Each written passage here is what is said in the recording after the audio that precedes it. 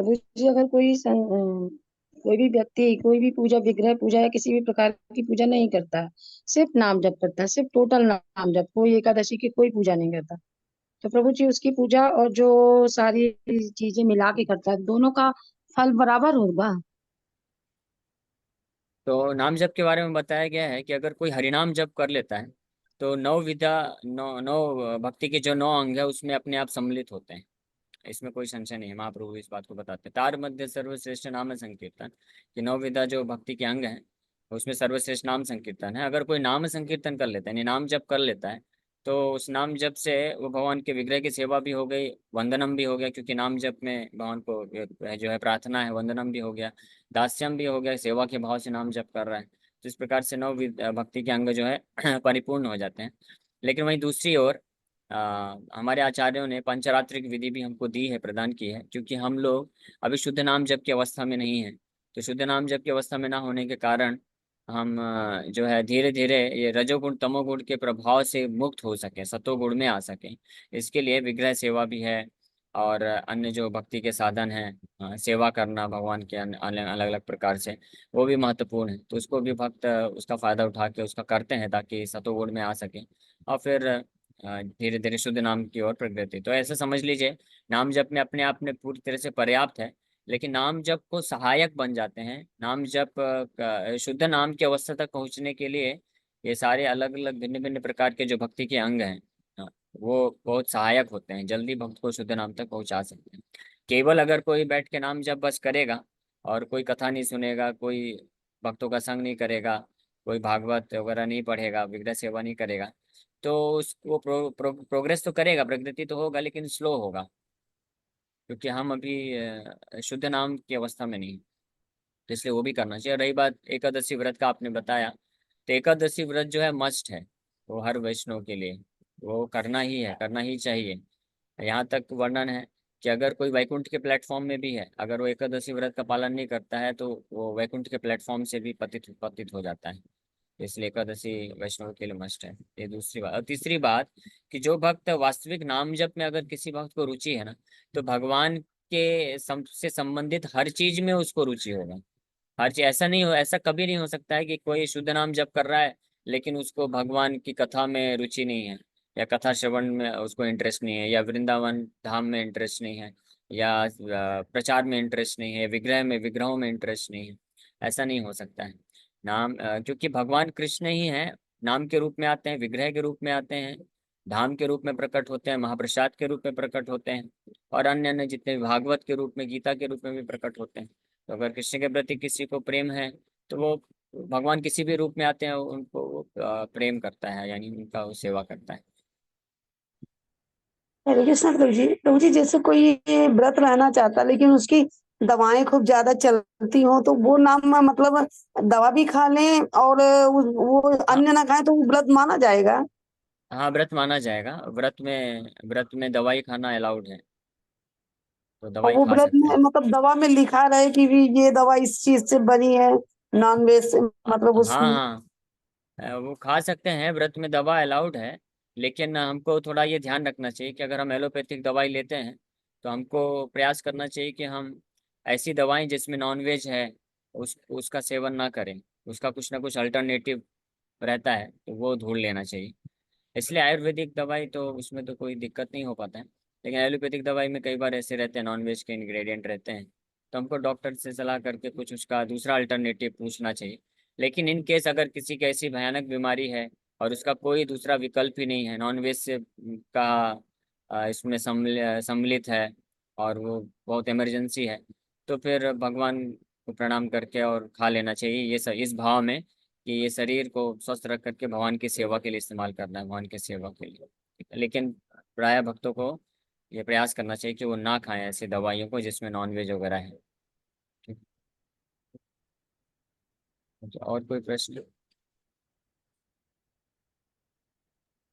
प्रभु जी, अगर किसी को पूर्वाभास हो मतलब पहले से ही कोई भी चीज घटने वाली हो और उसे पता हो, अगर किसी भक्त का जीवन कम हो मतलब जैसे 6 या 7 साल वो जीवित रहने वाला हो, तो उसको किस प्रकार की भक्ति करनी चाहिए, कितनी तीव्र? तो कोई दिक्कत नहीं। वो 6-7 साल क्या, 6 6 महीने 6 दिन भी 6 सेकंड भी अगर बचे हैं तब भी कोई टेंशन नहीं है। तीव्रता से भगवान कृष्ण का नाम उच्चारण करे, जप करे और भगवान पे आश्रित रहे। क्योंकि ये जो है, ये जो जीवन अवधि हम देखते हैं संसार में, 6 महीने 6 साल 60 साल, कितने भी साल कितने भी दिन क्यों ना हो, ये वास्तव में कोई फर्क नहीं पड़ता है भक्त के लिए। ये तो एक शरीर है, जस्ट कपड़ा चेंज करना जैसा हो गया। मान लीजिए आप बैठ के जप कर रहे हैं और कोई आपके रिलेटिव हैं, जैसे कोई बच्चा है बैठ के जब कर रहा है और उसके मम्मी आके बोलती हैं, बेटा बेटा चलो चलो अभी ये कपड़ा उतारो, बहुत बहुत लंबा समय हो गया है। तो ठीक है, कपड़ा उतार दो भाई, दूसरा कपड़ा पहना दो, नाम जब तो चलता रहेगा, उससे फर्क क्या पड़ता है। तो ऐसे ही भक्त जो होता है हर परिस्थिति में, ऐसा नहीं है कि किसी को पता हो कि मेरा 6 साल में मृत्यु होने वाला है इसलिए तीव्रता से करना है। नहीं, हमारे पास तो कोई गारंटी नहीं है कि हम 6 सेकंड भी रहेंगे कि 6 साल 7 साल कितना रहेंगे। इसलिए हर समय हमको तीव्र भक्ति करना है। ये और भक्त के अंदर ये इच्छा रहना चाहिए कि मुझे जल्दी से जल्दी भगवान के प्रति और प्रेम विकसित करना है। और जो वो तीव्रता से भक्ति करता रहता है, जब उसका समय है तो शरीर छूट गया, नो प्रॉब्लम, वो अगला शरीर प्राप्त करेगा, दूसरा कपड़ा मिलेगा, उसमें भी बैठ के जप करेगा, उसमें भी सेवा करेगा। तो भगवान पे निर्भर रहता है भक्त, और उसको पूर्ण विश्वास रहता है कि अगर मैंने पूरा श्रद्धा पूर्वक भगवान की भक्ति किया है तो भगवान निश्चित रूप में अगले जन्म में मेरे को वापस से अच्छा अपॉर्चुनिटी देंगे ही। और वो रिमेम्बरेंस भी देंगे भगवान। ना केवल भगवान सुविधाएं देते हैं हमको भक्ति करने के लिए, बल्कि भगवान जो है याददाश्त भी दे देते हैं। अरे आपने पिछले जन्म में इतना भक्ति किया था, वापस से कंटिन्यू, है ना। अब एग्जैक्टली नहीं याद रहेगा आपको कि पिछले जन्म में आप इसके घर में थे और ये इस प्रकार से भक्ति करते थे, लेकिन आपको वो स्वाभाविक आकर्षण आ जाएगा नाम जप के प्रति, वो सब। तो इसलिए भक्तों को कोई टेंशन नहीं रखना चाहिए, उनको बस भगवान पर निर्भर होकर के तीव्रता से भक्ति करते रहना चाहिए, नाम जप करते रहना चाहिए। ओके। थैंक यू प्रभु जी। हरे कृष्ण। यस मुकेश प्रभु जी। प्रभु जी हरे कृष्ण। हाँ हरे कृष्ण। थैंक यू पहले तो कि भाई हम मतलब 7 बजे उठने लगे, दिन में 3 और 4 माला भी करते हैं। यस, ये सब तो हो रहा है। लेकिन प्रभु जी मैं मेरा ऐसा मानना है कि आप मतलब हफ्ते में एक बार हमको, मतलब जो नए हैं, मैंने तो देखा ये ग्रुप में काफी सारे भक्त हैं जो काफी मतलब टाइम से जुड़े होंगे, तभी तो ये इतनी माला और इतना मतलब वो इंटरेस्ट करके वो करते होंगे। तो हमारे लिए नए में क्या है कि भाई हम तो संसार में है, मतलब पूरे दिन बिजनेस और ये सब में हमारा माइंड इतना रहता है कि कहीं ऐसा ना हो कि थोड़े आगे बढ़े, फिर ऐसा ना हो कि कुछ इंस्ट्रक्शन हमको ना मिले तो हम फिर वापस वहीं के वहीं आ जाए। तो मेरा ऐसा मानना है कि हफ्ते में ऐसे हमारे जो नए मतलब है उनके लिए कुछ ना कुछ ऐसी इंस्ट्रक्शन होनी चाहिए कि उसको भी रास्ता मिले, और ऐसा नहीं लगे कि बस अभी हम एक एक ही टाइप का सब आ रहा है और हो रहा है, तो कहीं हम ऊब ना जाए। ओके ओके, हाँ, समझ गया। तो बिल्कुल बिल्कुल आपके जो बात है वो मैं ध्यान रखूंगा। और पहली बात इसमें ये मैं ऐड करना चाहूँगा कि इसमें से कुछ भक्त हैं जो काफ़ी सालों से बहुत पुराने हैं, कर रहे हैं भक्ति। लेकिन आपको जान के आश्चर्य होगा कि इसमें कई भक्त ऐसे हैं, या मैं बोल सकता हूँ मोर देन 60-70% भक्त ऐसे हैं जो नए ही हैं, यानी आपके जैसे ही नए हैं, जुड़े हैं। बस ये बोल सकते हैं कि कुछ महीने से जुड़े हैं, क्योंकि हमने ये कथा चालू किया लगभग मेरे ख्याल से 6-7 महीने ही हुए हैं। तो जब हमने चालू किया था तो कुछ भक्त थे जो कई सालों से थे, तो वो लोग जुड़े, फिर धीरे धीरे उन भक्तों ने मिलकर के कई नए भक्तों को जोड़ा जो एक भी माला भी नहीं करते थे, या 1-2 माला 4 माला करते थे। धीरे धीरे वो लोग 16 माला डेली करने लग गए, और एकादशी में ही करते हैं 64 राउंड से इतने ज्यादा। और ये जो पिछला एकादशी आया है, निर्जला एकादशी, ये साल का सबसे बड़ा एकादशी था। तो सभी भक्तों ने ये प्रयास किया था, इन भक्तों ने अपना बाकी कार्यकलाप से छुट्टी लेकर के पूरा दिन बैठ के जप किया था, तो इसलिए है। और दूसरी बात कि जब हम भगवत गीता या भागवतम रामायण से डिस्कस करेंगे तो वो इक्वली एप्लीकेबल रहेगा नए भक्तों, क्योंकि उसमें तो फिलॉसफी है, भगवान ने जो संदेश दिया है। तो डजेंट मैटर कि कोई नया व्यक्ति है या भक्त है, तो उसमें जो श्लोक में जो सिद्धांत है, फिलॉसफी है, तो वो हम चर्चा करेंगे, तो वो सबके लिए इक्वली एप्लीकेबल रहेगा। और नए भक्त जैसे जो नए जुड़ते हैं, तो उनके लिए इसलिए हमने ये सिस्टम बनाया है कि कोई ना कोई लीडर से वो कनेक्टेड रहेंगे, तो लीडर्स से वो बातचीत कर सकते हैं और लीडर भी उनको फॉलो अप करेंगे। तो फिर वो क्या, उनको क्या समस्याएं हो रही हैं, तो पर्सनल लेवल पे वो चीज़ें फिर उनको गाइड किया जा सकता है। तो आप तो ओके। मंदिर के पास में ही रहते हैं, तो आप जब भी आइए मंदिर, आप मेरे को कांटेक्ट करिए, हम लोग मिलके और जी पूजा हाँ। भी धीरे धीरे प्रगति कर सकते हैं। लेकिन मैं आई एम वेरी हैप्पी कि आप जुड़े और आप धीरे धीरे जो है 4 माला 5 माला डेली कर पा रहे हैं, बहुत अच्छी बात है। और धीरे धीरे आप बढ़ा सकते हैं। और आपको एक और जान के खुशी होगी कि इस्कॉन में कई भक्त हैं ऐसे, एक दो नहीं, कई ऐसे भक्त हैं जिनका अच्छा बिजनेस है, अच्छा जॉब है, डॉक्टर हैं, इंजीनियर हैं, बिजनेसमैन हैं, जो कि डेली 16 माला भी कर लेते हैं। और जी यहाँ तक कि हाँ। कुछ भक्त तो ऐसे भी हैं जो ज्यादा राउंड भी करते हैं, 64 राउंड्स भी करते हैं, बिजनेस भी संभालते हैं। ऐसे हालांकि बहुत कम होते हैं, लेकिन ऐसे भी कुछ भक्त हैं। लेकिन 16 माला डेली करके अपना बिजनेस, जॉब, फैमिली संभालने वाले ऐसे तो हजारों की संख्या में भक्त हैं। तो धीरे धीरे आप भी उस स्तर पे आ सकते हैं, और कि ये पॉसिबल है, किया जा सकता है। जी हाँ, मैं उन भक्तों को मिला यहाँ पे, अपना जगन्नाथ स्नान यात्रा थी ना ये अपना भक्ति वेदांत हाँ। स्कूल में। उस दिन हम गए थे, हम पूरे फैमिली के साथ गए थे, तो मिले थे ऐसे लोगों को भी। तो बहुत अच्छा ओके लगा ओके, था हमको। बहुत अच्छा। मैं आपको राकेश को का नंबर सेंड करूंगा, मेरे ख्याल से दिया है शायद मैंने। नहीं तो प्रभु जी, मैं राकेश फोन को, करता हूँ उनको, मैं रोज अच्छा फोन करते हैं, हाँ करता हूँ। ठीक है। जी हाँ हाँ, तो 7 बजे राकेश, वो उठाते अच्छा हैं। अच्छा, वेरी नाइस, बहुत अच्छा है। तो राकेश को बहुत अच्छे भक्त हैं हमारे, वो भी लगभग ओके। 1-1.5 साल से कनेक्टेड हैं, और बहुत अच्छे वो लीडर बन गए हैं। तो राकेश को आप जब भी आते हैं मंदिर, तो आप प्रभु जी को थोड़ा पहले कॉल करके सूचित कर दीजिए, तो अगर वो अवेलेबल होंगे तो वो भी आ सकते हैं, तो आप दोनों भी साथ में फिर। जी हाँ, sure sure sure. Hare thank you. Krishna प्रभु जी। प्रभु जी, घर में भगवान जी की पूजा कैसे करते हैं? घर में भगवान की पूजा सबसे बेस्ट पूजा है। आप भगवान के अगर चाहे विग्रह हैं या फोटो हैं, उनके सामने बैठ के शुद्ध नाम जप करिए। ये best form of worshipping the Lord है। भगवान को पूजा करने का सबसे सरल और सर्वश्रेष्ठ तरीका है। यज्ञ संकीर्तन प्राय रजंती ही सुमेधसा। प्रभुपाद जी एक लेक्चर में यहाँ तक बोलते हैं कि अगर किसी के पास कुछ भी नहीं है भगवान को खिलाने के लिए, पिलाने के लिए, भोग अर्पण करने के लिए, ड्रेसिंग करने के लिए, कोई इतना गरीब है, तो उसको बस वो क्या करे, पंच तत्व को, भगवान श्री चैतन्य महाप्रभु नित्यानंद प्रभु अद्वैत गदाधर वासादि, वो पंच तत्व का एक फोटो बस सामने रख ले, और उनके सामने एक गिलास पानी तुलसी डाल के रख दे, और बैठ के उनके सामने चुपचाप जप करता रहे। तो वो पंच तत्व इतने प्रसन्न हो जाएंगे, इतने प्रसन्न हो जाएंगे, जैसे कि कोई बहुत ज्यादा 56 भोग उनको खिलाया है और खूब श्रृंगार किया है। तो ये बेस्ट मेथड है। हाँ, लेकिन अपनी क्षमता के अनुसार, हमको योग्यता के अनुसार भगवान का बाकी भी तरीके से सेवा करना चाहिए, उसमें कोई दिक्कत नहीं है।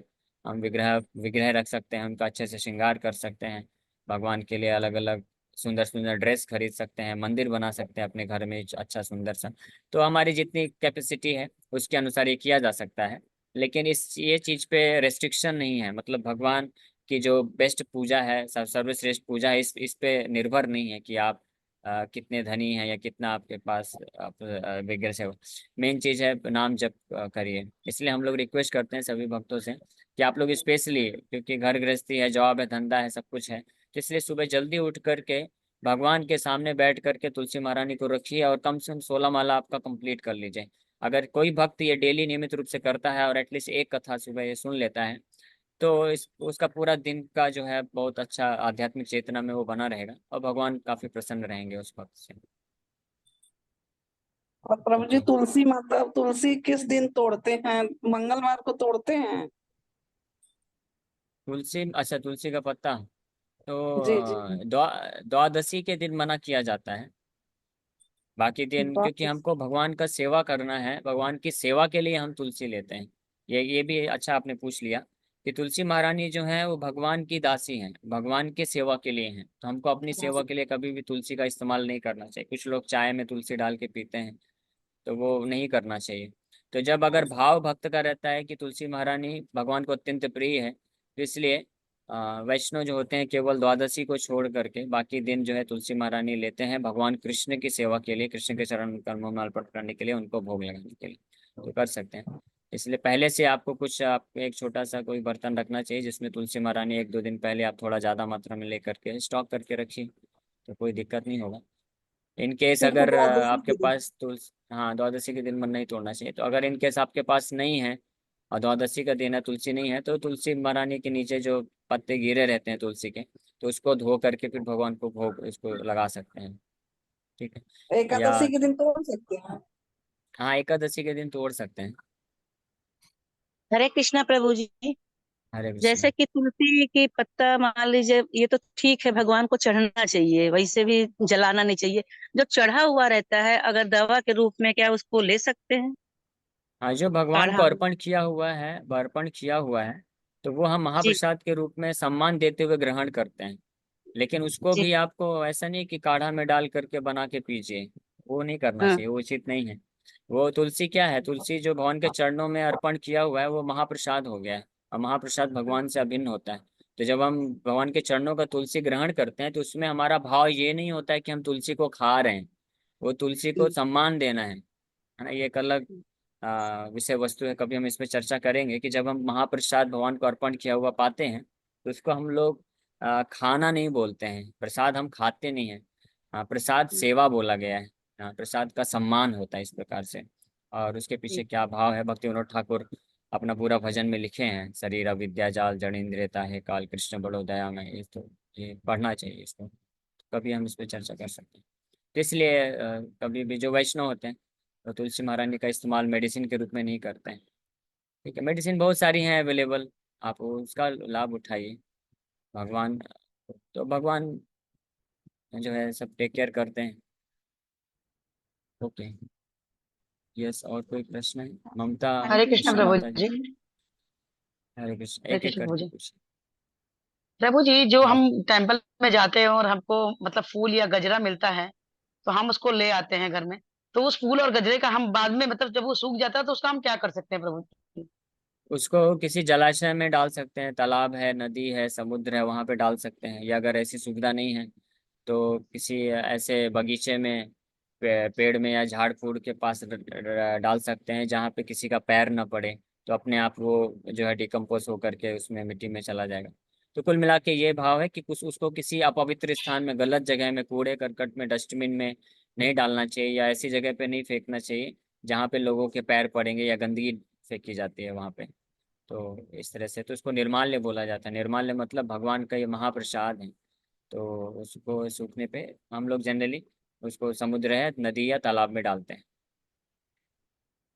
गमले में ठीक है, डाल सकते हैं प्रभु जी, गमले में?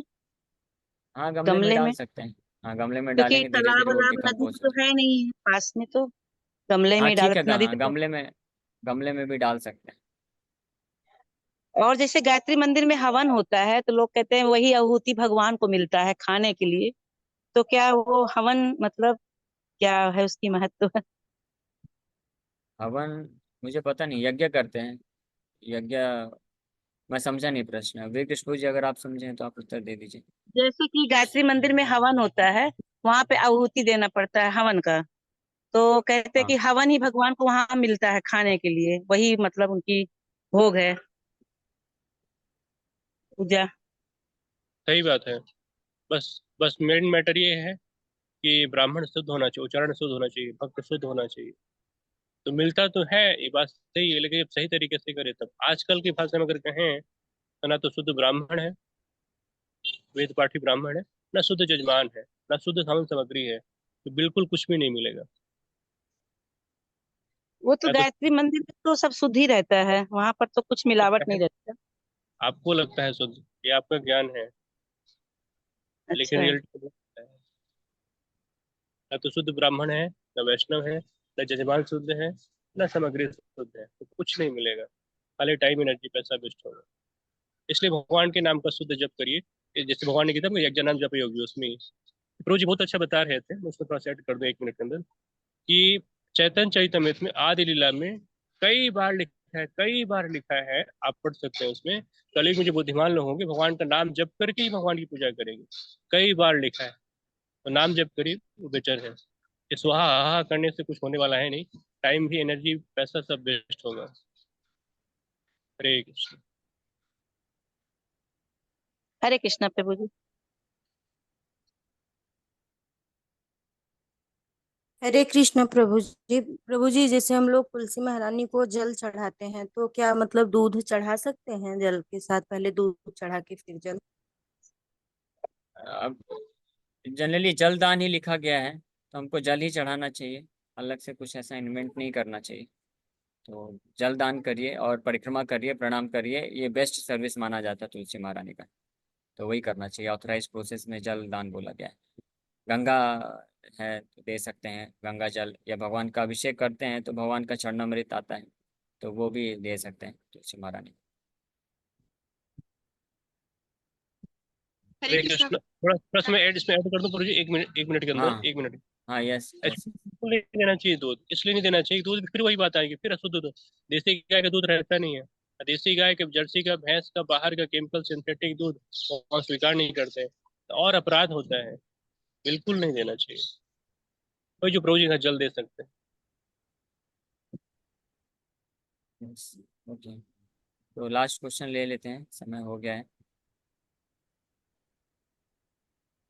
साक्षी माता जी पूछे, साक्षी माता जी, साक्षी यादव माता जी। हरे कृष्णा प्रभु जी, दंडवत प्रणाम। हरे कृष्ण। प्रभु जी, इंसान को कर्म करते रहना चाहिए, फल की इच्छा कभी नहीं करनी चाहिए। जैसे प्रभु श्री कृष्ण ने कहा है, कर्मण्येवादी का रस्ती माँ फलेषु कदाचन, धर्म संस्थापना था सर्वमाने युगे युगे। तो हमें कर्म की इच्छा करनी चाहिए, फल की कर्म करना चाहिए, फल की इच्छा कभी नहीं करनी चाहिए। ये तो ओके, तो प्रभु की प्रश्न इच्छा क्या है? देंगे या नहीं देंगे। हाँ हाँ हाँ, सही बात है। प्रश्न क्या है आपका इसमें? सिर्फ इतना ही बोलना था।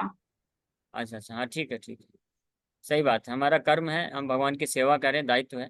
तो भगवान का सेवा, भगवान का भजन करते रहना चाहिए, और फिर भगवान पे निर्भर रहना चाहिए कि भगवान हमारा कैसे पालन पोषण। भगवान परम पिता है, तो हमारा देखभाल तो करेंगे ही, तो उसमें क्यों फालतू भगवान को बार बार टेंशन देना। भगवान तो वैसे ही कर रहे हैं देखभाल।